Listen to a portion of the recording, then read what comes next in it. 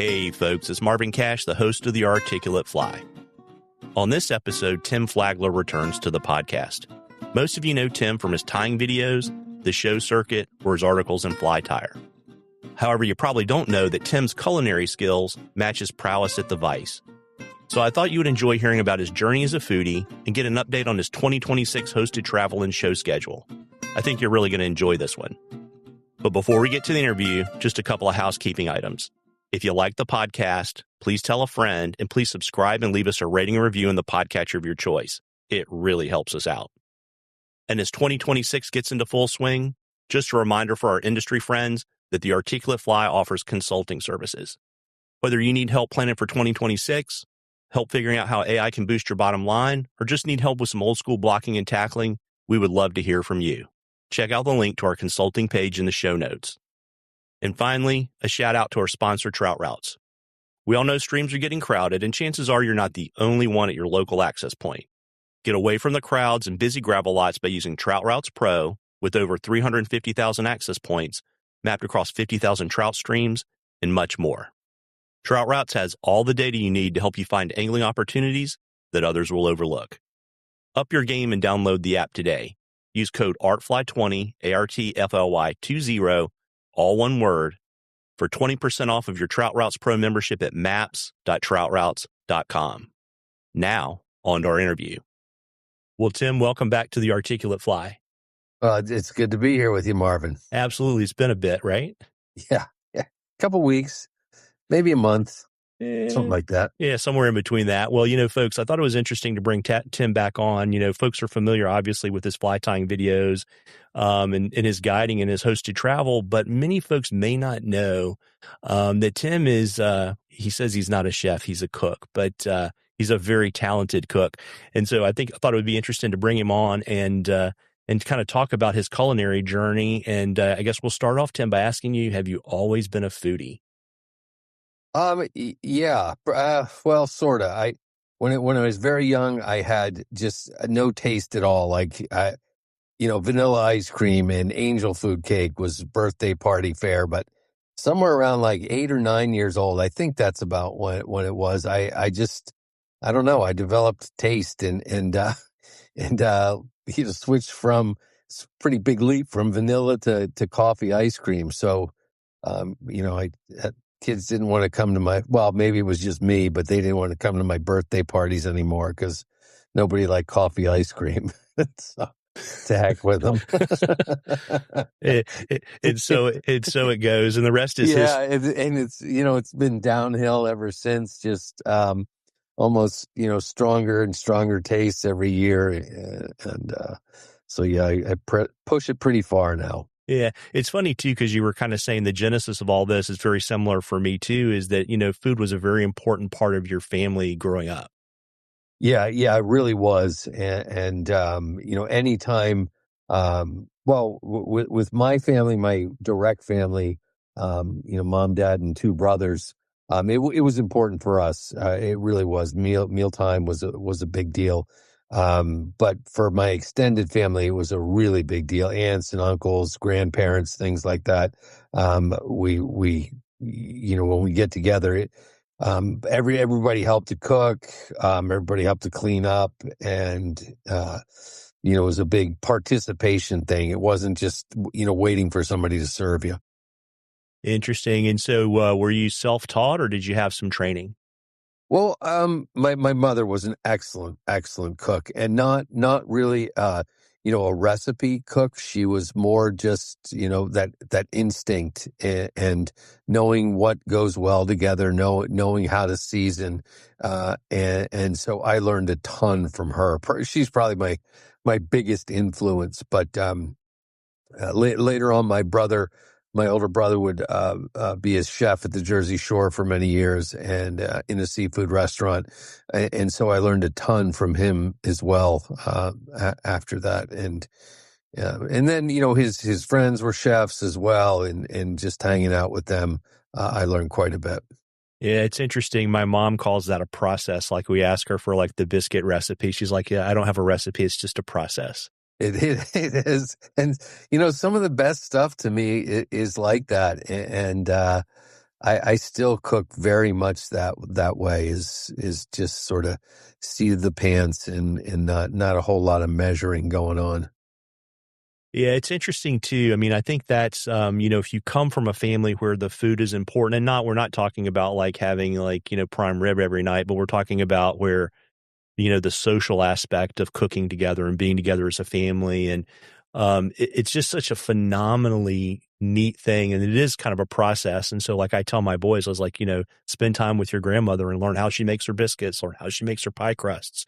That was a huge part of like how our family, we show each other we love each other. Yeah, oh yeah, and mine as well. That was uh yeah, it really held our family together in many respects. Just whether it was cooking the food, eating the food, or talking about a meal, and collecting ingredients if they were things like fish or shellfish or vegetables that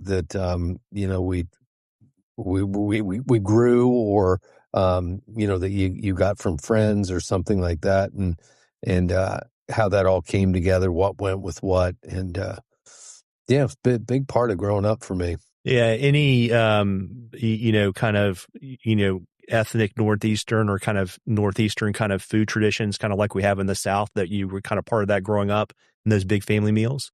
Yeah, my family, even my extended family, we didn't have a whole lot of money, and so it was not fancy ingredients, fancy meals. It was more like kind of country type meals, or stuff that we could get locally, that was fairly cheap, and so that had a big influence, and the fact that we spent a lot of time down at the Jersey Shore.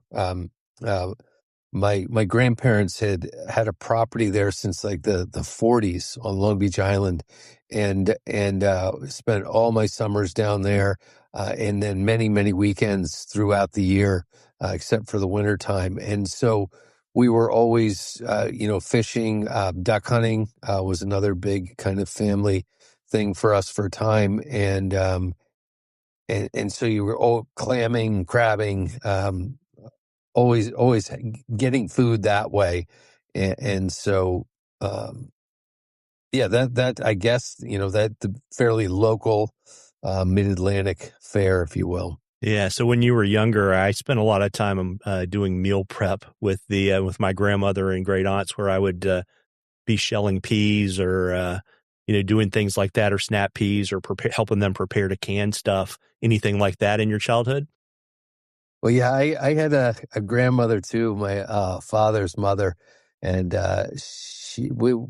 me and my two brothers would spend 2 weeks with her down at the Jersey Shore. My parents took a vacation. I think they just, we were pretty uh, feral, I guess. I I wouldn't want to spend the whole year with us either, but so my mom and dad would farm us out to our grandmother for 2 weeks, and she was a skinny little woman, but like a drill sergeant, and so she had us hopping from dawn till dusk, catching fish, clamming, we made root beer, canned or jarred vegetables, all sorts of made bread, all sorts of wild stuff with her, and and again that was a big influence, and a lot of the stuff that I have, the basics, kind of come from her. Honestly, whether it's making gravy or something like that, when to use flour, when to use cornstarch. Thinking back, that all came from her, and yeah, I guess, golly, I guess she was a bigger influence than I really thought. Yeah, that's funny. Did you have any pressure cooker explosion problems like canning? No, we didn't have any explosions, but that pressure cooker.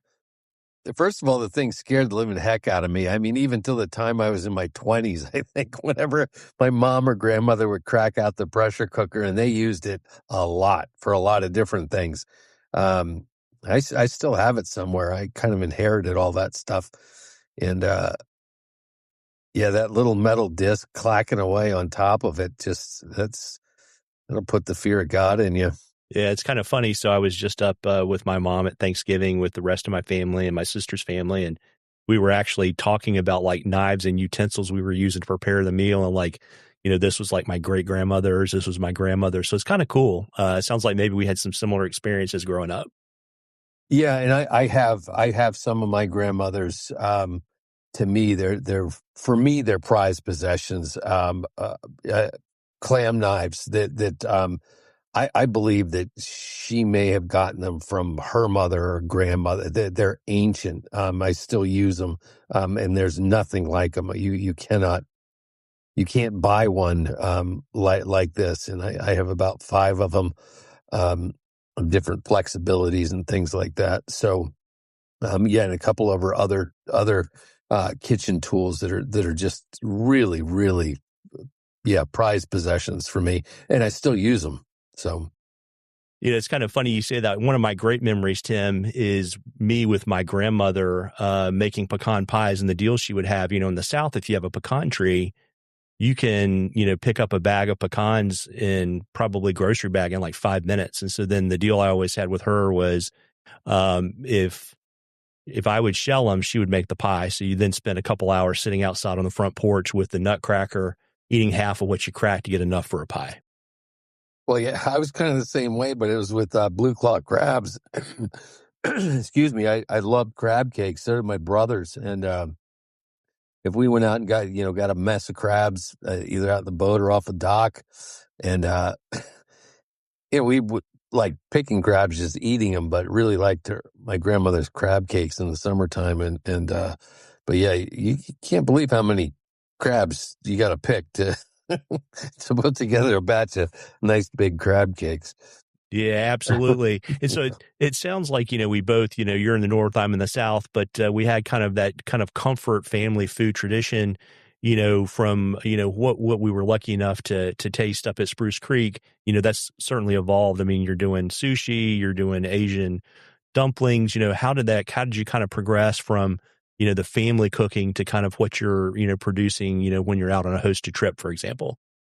Well, a lot of it actually comes from my older brother, and he was a chef for a time at a very good seafood restaurant in the Jersey Shore, and so and he really kind of was given a lot of freedom there to cook, and so kind of explored newer things, if you will, and back then this is 70s into the early 80s, and the sushi and rolls really wasn't a thing yet here in the States, and but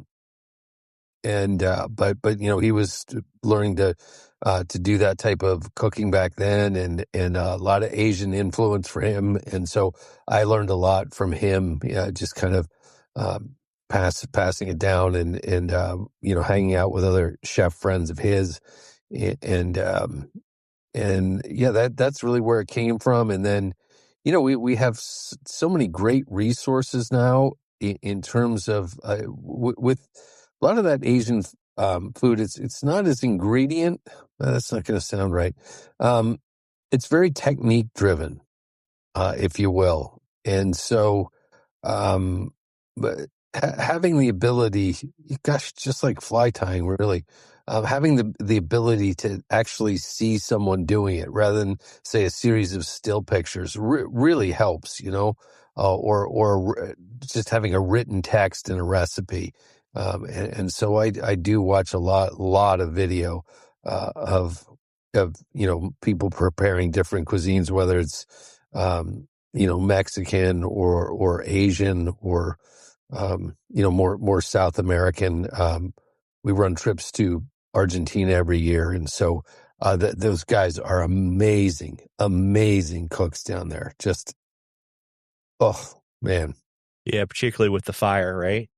yeah. It is something that if I have a little more time, I really want to.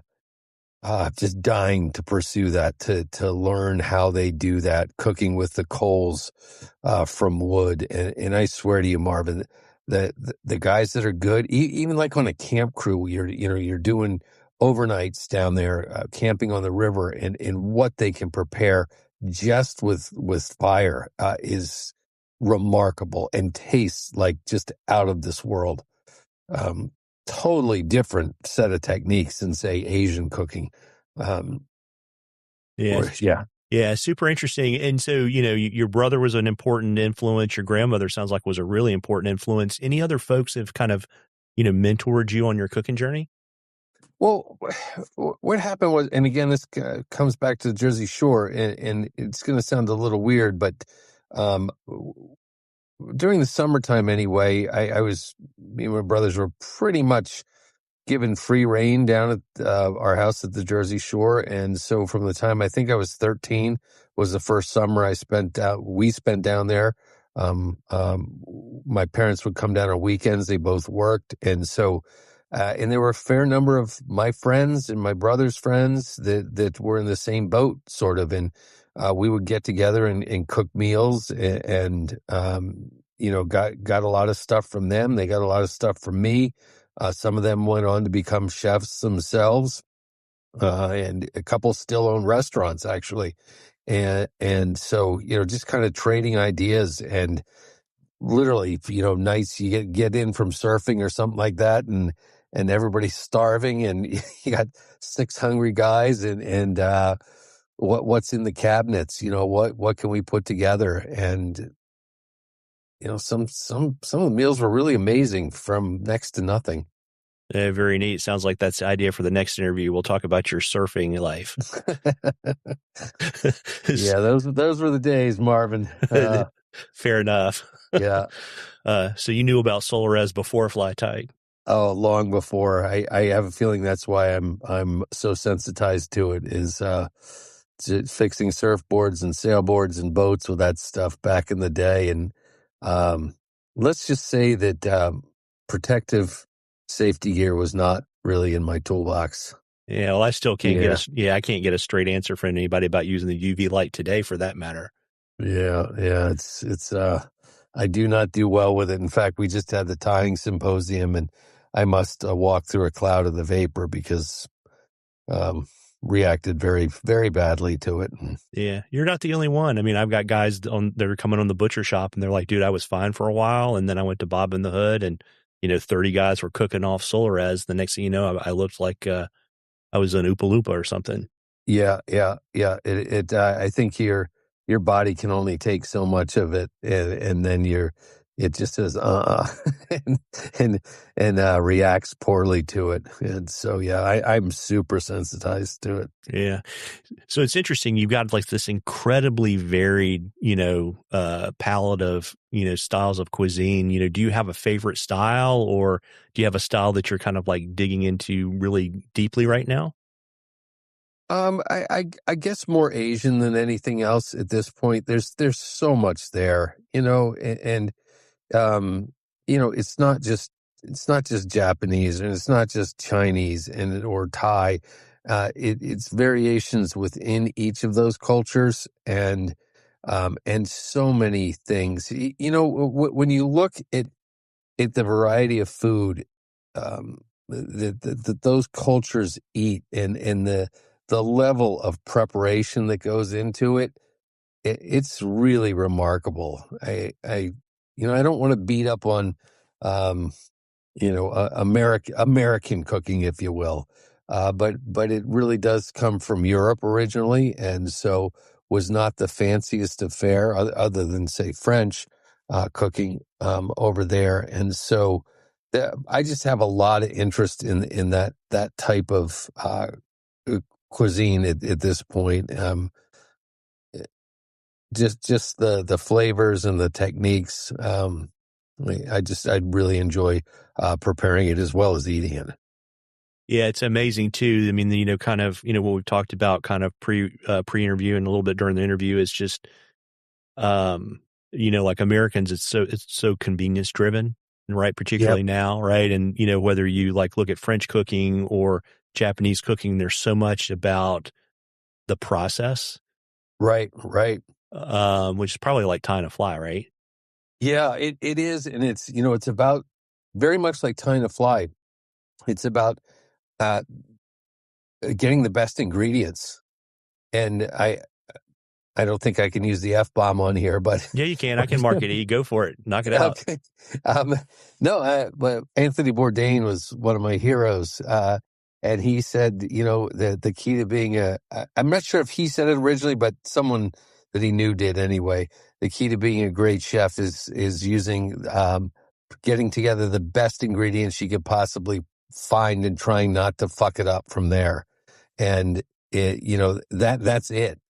Get the best ingredients, and it applies to fly tying as well. Get the good hackle, get the good wood duck, get the good Hungarian partridge, and that kind of artisanal almost materials, and then you put together something really, really classic. And food's the same way. I'm very lucky. We have a couple of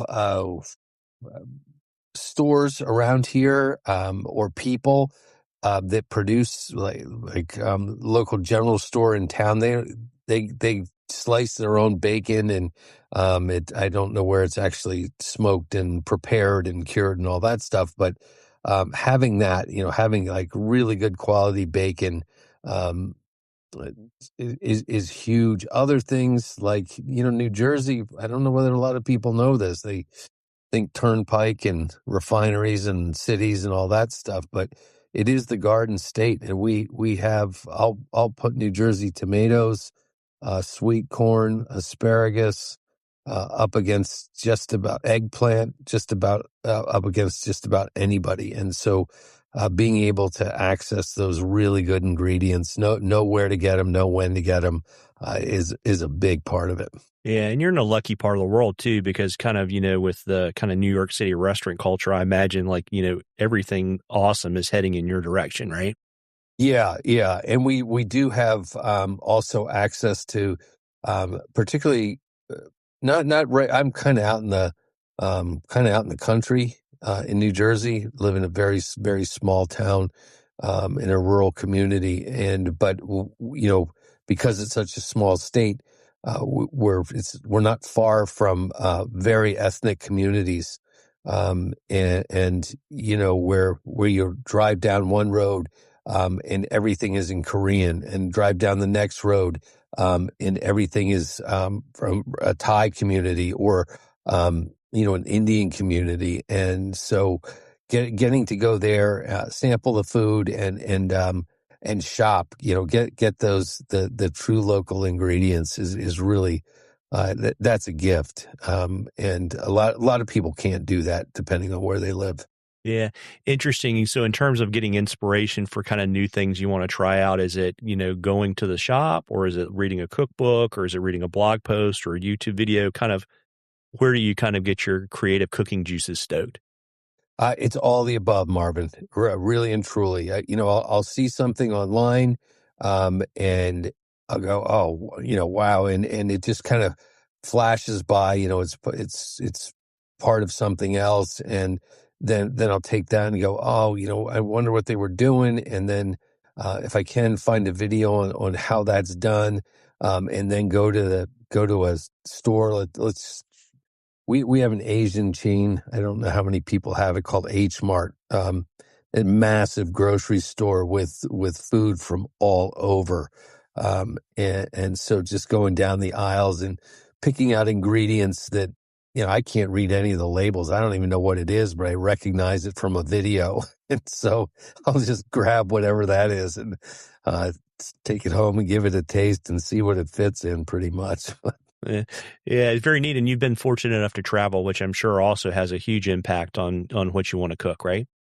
Yeah. I do. I get to, I've been to a lot of places. I'm very fortunate in that regard. And each one has got, really unique stuff, whether it's Iceland or Newfoundland or Nova Scotia, Argentina, um, uh, just incredible variety of food, and I want to learn how to do it all, and that's kind of a problem, that takes time and takes money, but definitely an interest for me. And very neat. And, this is actually kind of funny. We were talking about before we started recording. Can we relate this to fly fishing? And I actually stole this is kind of out of my my question quiver, but it's tying oriented. And as opposed to asking you for your favorite tying tool or something weird on your bench, what's your favorite kitchen tool or gadget? Um, you're not going to believe. Nobody's going to believe me if I tell you this, but I have. It's a it's a spoonula. Okay, so it's not really a spatula. It's not really a spoon. It's made out of silicone, uh, and it silicone. I don't get the two mixed up. We're marking it explicit. It doesn't matter. Okay. And it's one of those things that it will scrape out a pan, it will scrape out a bowl and not leave anything. And so, yeah, of all my kitchen is pretty complete. But yeah, that's probably my favorite tool out of everything I have. That and I'm pretty fond of my, rice cooker. I have a rather expensive rice cooker, and I use that a lot. Yeah, I thought your sous vide machine was pretty impressive. Yeah, the sous vide machine that's right up there as well.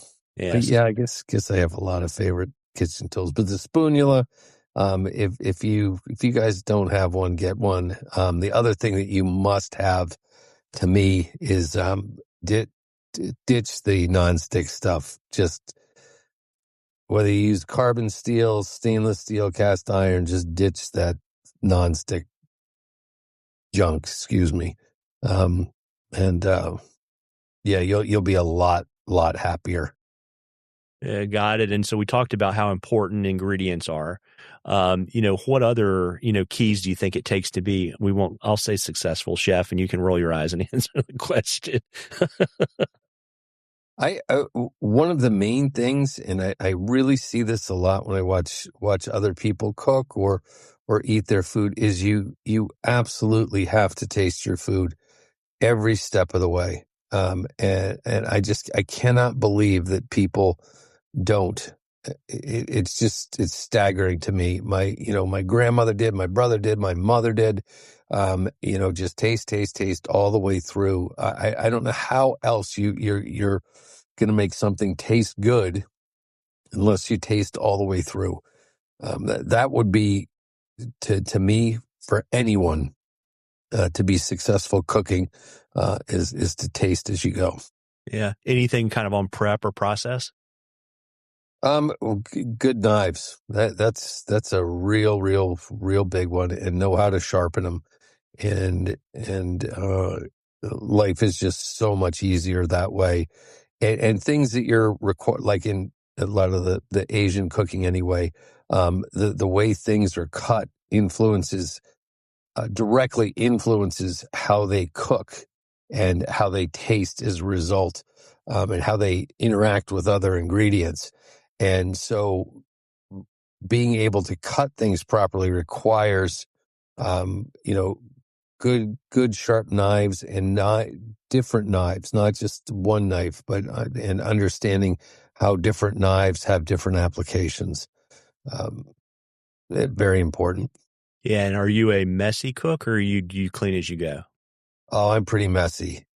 Fortunately, my wife Joan, she's a good cook.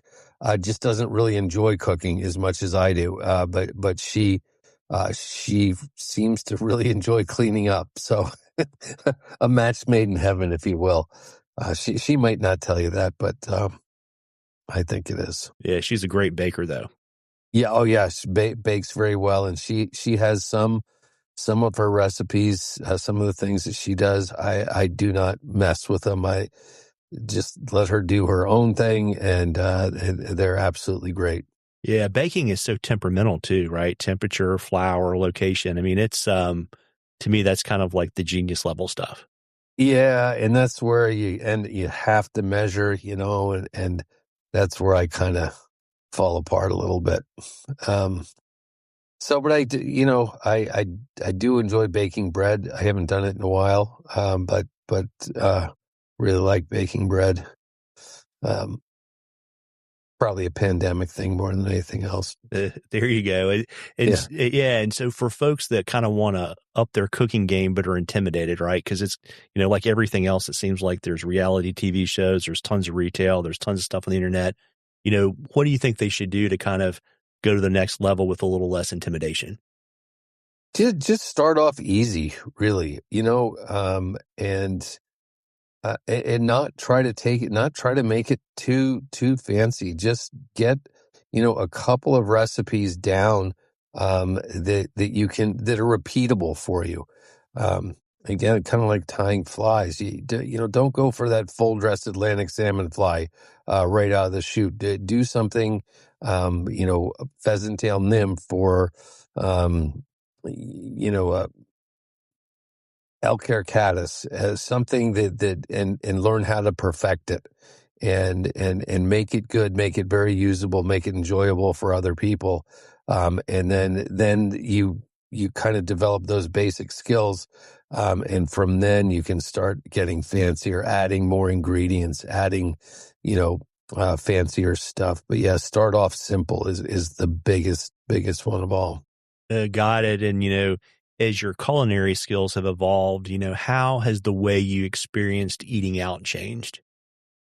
Well, quite frankly, Marvin, we don't eat out a lot, mainly because I really do enjoy cooking here. Eating out, I will go for things that are out of the ordinary. Uh, if I'm going to eat out, if I'm going to spend the money, I really want something that's very, very different. Um, you know, usually from a different culture. And so, um, I'll go for that. And I had a good friend who was doing the fly fishing show circuit for quite a while. And he was one of those guys that, he come into town. I just say, where are we eating? And he would always have like the funkiest place, where you're sitting on the floor or, standing up or, sitting on a pillow or eating with your hands or your feet or whatever. And those places I've really enjoyed eating out. He hasn't been around for a few years, so I miss that. But yeah, something off, something different. Yeah. And then when you taste the dishes, are you kind of trying to kind of pick things apart, kind of like from an ingredient or a style perspective, or are you just kind of soaking in the whole experience? I was soaking in the whole experience, but at the same time, I guess in the back of my head, picking out parts of it that I can use at home. And maybe not the whole dish because some of them are very, very complex, but, what parts of it, whether it's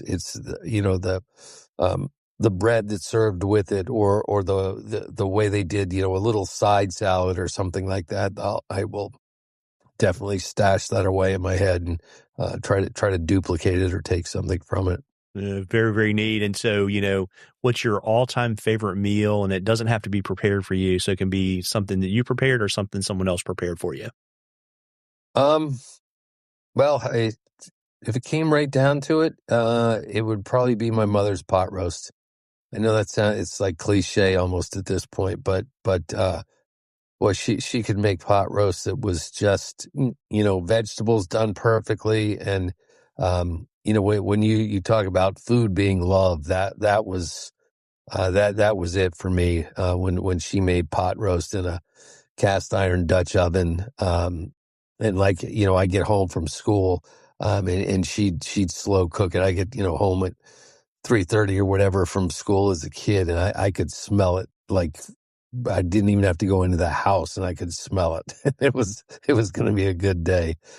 So yeah, mom's pot roast. Yeah, that's neat. I mean, I think my favorite for pot roast, I love the meat, but I also just love the onions.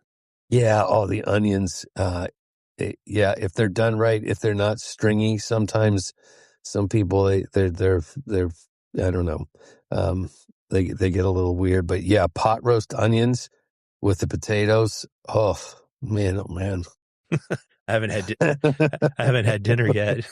Yeah, I have actually had Asian tonight, so we had some Asian chicken thighs and jasmine rice. It was very good. Well, that sounds pretty neat. So, we're sliding into the holidays, and that means, the first thing, we start talking about 2026, and I'll get to the show stuff in a minute, but you've got a ton of hosted travel stuff going on next year. You want to kind of share that with folks and let it, I suspect a lot of it's pretty full, but if you got any spaces or anything like that. Yeah, we are we're fairly filled up for next year. There are two places where we do have open spaces. I should let people know if they're interested. Um, we end up my wife and I and my son, our son Drew, who's also he's joined our video production business. So, but he is also a fly fisher and a guide, and he works in logistics for the fly fishing shows. So all three of us do the shows throughout the winter months. That's kind of our entire winter. But then starting in April, I go to Argentina. And I have a week up golden Dorado fishing up on the Ibarra Marsh, and there are openings there. It's a spectacular place. Anybody's interested, just a must see before you expire. And then another week, which is very filled. That's more just trout fishing on the classic. Patagonia rivers, the Chimehuín and Cajancora, Limay, Majeo. And then we do have openings on another trip. It's a 6-day float on Limay River, which is huge, minnow-eating brown trout. It's, camping every night on the river. It's, I love being in Argentina and Patagonia, but the camping on the river for me, that's the highlight right there. And the possibility of truly giant brown trout. And then after that, we do a bunch of trips out at Spruce Creek, Pennsylvania, and throughout the year, 4-day trips. I go out to the Linehans. I believe that trip's fully booked for 2026 out in northwest Montana on the Kootenai River for a full week trip. That's a ton of fun. Then some more little trips around here. And then another big one, I'll be up for 2 weeks in very northern Rockies in British Columbia, almost to the Northwest Territories and the Yukon. Incredible fishing up there with Northern Rockies Adventures. So I got 2 weeks there. They're both pretty much filled up now. And that's trophy pike, bull trout, lake trout, rainbow trout, and grayling. 4 flyouts throughout the week. Super, super cool. And then more Spruce Creek. And then actually, I kind of forgot one in there. We do it. It's going to start in another week or two. Got 2 5-day trips, and they're both booked for this year up on Lake Erie for Lake Run Rainbows. Steelhead, if I'm allowed to say that. You're allowed. I'm allowed. You're allowed. And so, fingers crossed for the weather. It's a little snowy and cold up there, but they finally got some fish coming in, so it's looking good for this year. And that's pretty much our year, Marvin. I'll be away somewhere like 160 days, I think, next year.